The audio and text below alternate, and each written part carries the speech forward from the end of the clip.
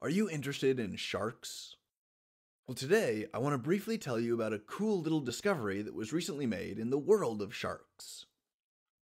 The experiments were conducted by researchers at the University of California in Irvine and Florida International University in Miami, and the study was published in the journal Proceedings of the Royal Society B.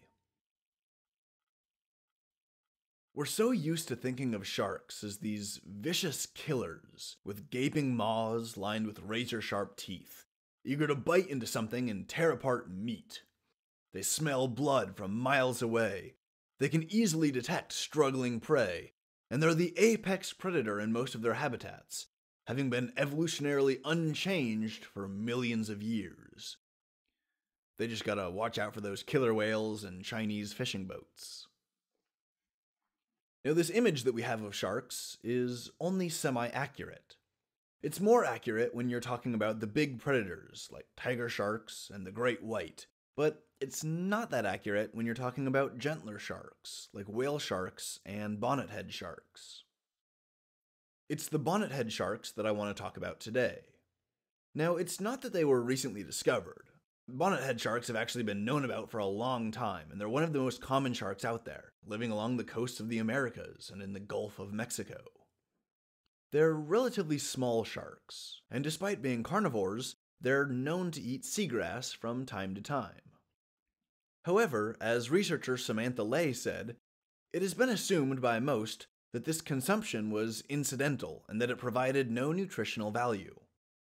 I wanted to see how much of this seagrass diet the sharks could digest, because what an animal consumes is not necessarily the same as what it digests and retains nutrients from, unquote. The neat little discovery happened when Lay and her colleagues decided to test this hypothesis. They isolated some seagrass and began growing it in their lab. They added a sodium bicarbonate powder that had a certain radioactive carbon isotope, and this would allow them to track seagrass carbon in the sharks' bodies after they ate it. Now it was time to get some sharks, and so they captured 5 bonnethead sharks and brought them back to the lab.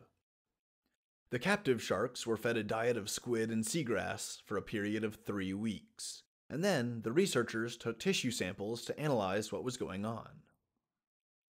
What they found was that the sharks had used digestive enzymes to break down the starch and cellulose in the seagrass, digesting it to an extent comparable with green sea turtles. Furthermore, the carbon isotope that had been grown into the seagrass was now observed to exist in the sharks' liver and in their blood, which showed that the seagrass nutrients were indeed being incorporated into the shark's body. So, what does this mean? This means that Samantha Lay and her colleagues have discovered that bonnethead sharks are omnivores, not exclusive carnivores. Essentially, they've discovered the first omnivorous shark. This discovery has a few really interesting consequences. Samantha Lay pointed out that this will change how we manage seagrass habitats, because now we know that a local carnivore is actually an omnivore, and it's in there eating up a lot of this seagrass. Lay also said, quote, "We should be taking a closer look at what animals are consuming, digesting, and excreting in their environments around the world, because it impacts habitats that we depend on as well. If other species are taking omnivorous digestive strategies as well, then we'd need to reevaluate their role as top predators." Unquote. Cool stuff. It's always neat when we learn some wild new fact about an otherwise familiar creature. It just goes to show that the wild world is full of surprises, and we can discover them if only we just keep looking.